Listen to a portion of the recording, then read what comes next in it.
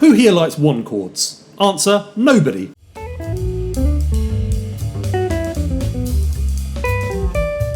So let's think of some alternatives to those boring one chords that we could play. In seriousness, one chords have a tendency to ground the music. They bring everything crashing back down to earth, and that might not be necessarily what you want to do. So avoiding the one chord or thinking of substitutions for it that can take away from that sense of groundedness can help us create more interesting mobile harmony. So, a few things. None of the chord substitutions that I'm going to teach you today are unusual. They're all common practice in jazz. Experienced jazz musicians might be able to hear them right away, but less experienced musicians might need a chart with them on because they aren't always compatible, like with, the real book changes or whatever.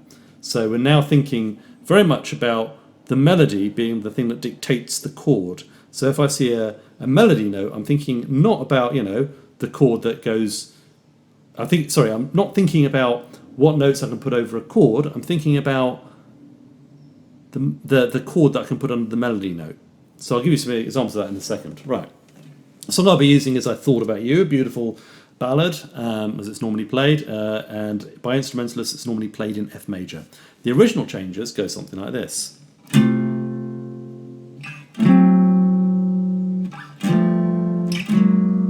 So that's F major, perhaps a little walk down to D7. So imagine if we're playing in 1930s sort of style.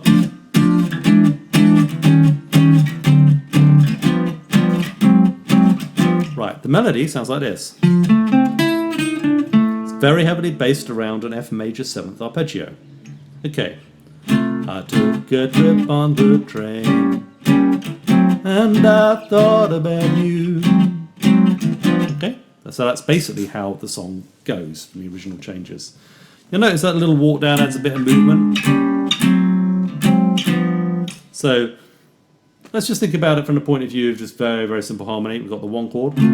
I took a trip on a train and I thought about you. Okay. So what can we do? Say we come back to the second half of the tune, we get the same phrase again. It's an ABAC form. So we get the same starting phrase twice. Maybe we don't want to play that chord the second time as it's too boring. What options have we got? Well, there's options that are diatonic. Diatonic's to the key of F major. All their notes belong to F major. And there are options which are more chromatic. So let's talk about the diatonic options first. We end up on the 7th of the key, E, right? So that means we could use, for instance, a 3 minor chord. In this case, A minor. It's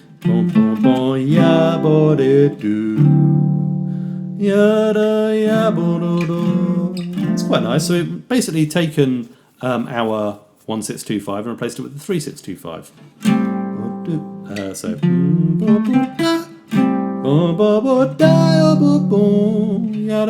a lot of people are going to say, oh, you got a flat 6 over that chord. Actually, that's quite common to see in the real book. For instance, the real book changes for like Someone in Love have that, probably for that reason. You might also think of it as being an inversion of F major if that kind of is easier for you. So that certainly works as an option. What else can we do? Well, maybe we could use the relative minor. So for instance, in this case, D minus 9, because we end up on the E, which is the 9th of D minor.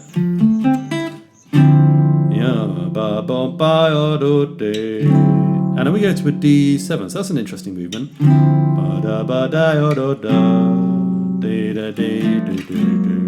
Perhaps a little bit lacking in motion. So maybe if we go to a tritone substitution on the D7, so put an A flat 7 in instead. Sorry,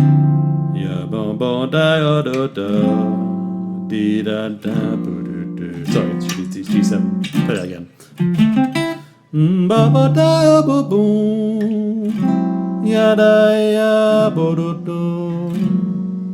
Interesting, okay? Right. I'll show you now, so those are the diatonic options. I'll show you now what's actually in the real book. Because what I have been playing hasn't been the real book changes. They've been like the traddy old school changes. The real book changes are generally pretty substituted to begin with. So they use something which is called a sharp 4 substitution. It's basically like a tritone substitution. Instead of playing a chord on F, we play a chord on B, okay? So that gives us this bass line. ba ba da bo do dee. Ya ba ya bo do do. So what I'm doing there is I'm doing a back cycling chord progression, which means I'm moving around in a cycle of fourths. Okay, very common in jazz. However, the note that I start on in the key of F, the B, doesn't normally belong to that key. All the other notes do, so it's kind of sharp 4, 7, 3, 6, 2, 5, 1. And you can see that kind of chord progression in, for instance, Green Dolphin Street. But we don't end up on the 1, we just stop at the 2 chord. And we just stop on that for a little bit, and we go 2 minor. And we do other things after that. But the basic idea of it is the same. It's a back cycling chord progression. It goes around the cycle of fifths backwards or around the cycle of fourths. Okay? Now, we can make that more interesting by turning it into a tritone substitution progression, by which I mean we can take this note here and put it down tritone, same with that one. So then we get this chromatic bass line. I'll sing the melody at the top.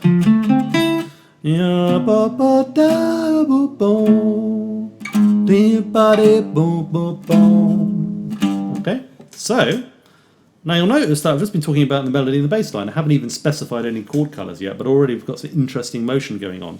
Chord colours, well, first chord, those 3 notes are actually on the B bass.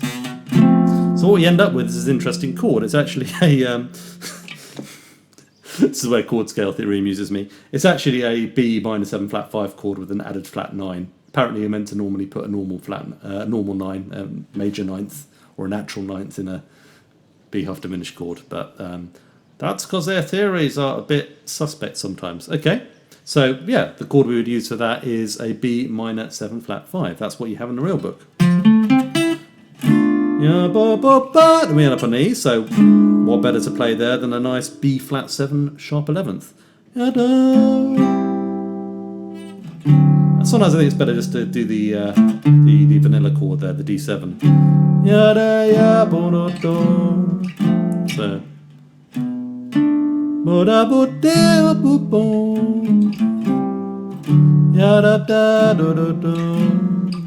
interesting, huh? So that could sound effective if you do that in the second half. For instance, for some reason I remember Ted Green's version of They Can't Take That Away From Me. It's also an ABAC song. And in the second half of that he uses this sharp 4 chord in this way. I could try and play through the song a little bit to give you an idea of how that would sound in context. This is the vanilla changes. I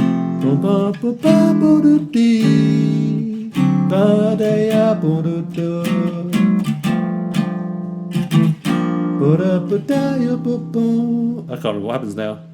There it goes. There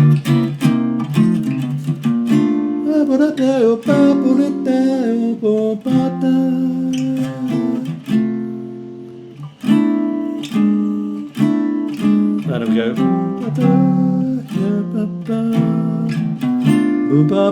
So you see, it creates a sense of surprise if you forgive the fact that I forgot half the changes, but it creates a sense of surprise in the second half. It freshens everything up because you're not going back to the banal 1 chord.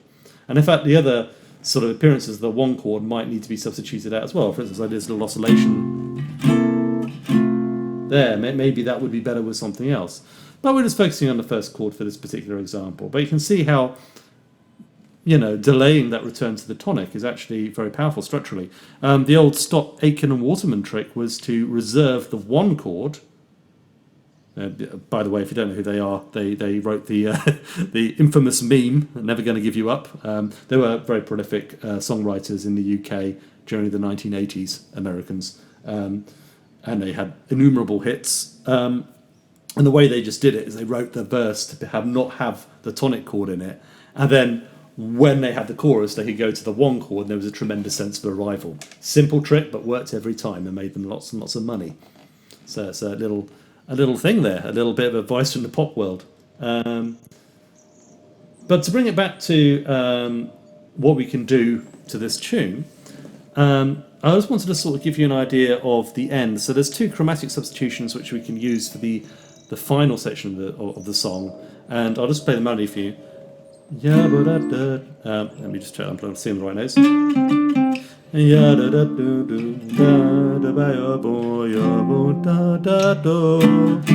da da ba da.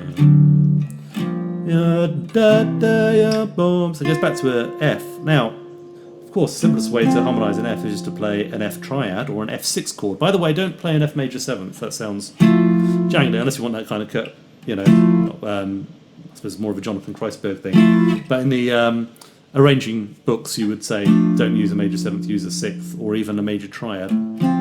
Probably not an inversion, actually. You know, but that's obviously the very vanilla option. With a major seventh, you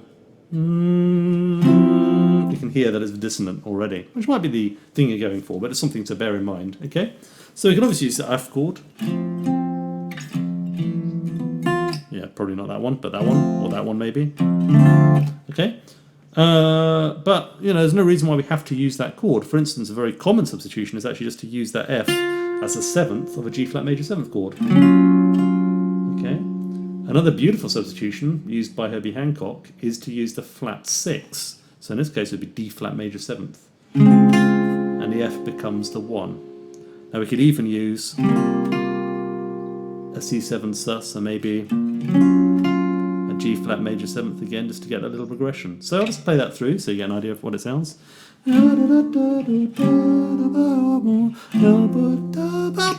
high for me.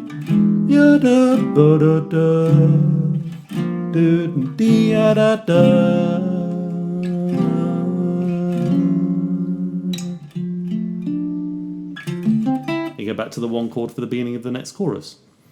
Anyway, have fun with those, because you can do that to a lot of standards. A lot of standards start on a tonic chord, and a lot of them certainly end on the 1, the note 1, for instance F and F major, or C and C major, and there's a little space where you can have some harmonic fun. You can even sort of extend that section out a little bit and maybe make a little vamp that you could solo on or something like that. Anyway, hope you enjoy that. Let me know any comments you have below.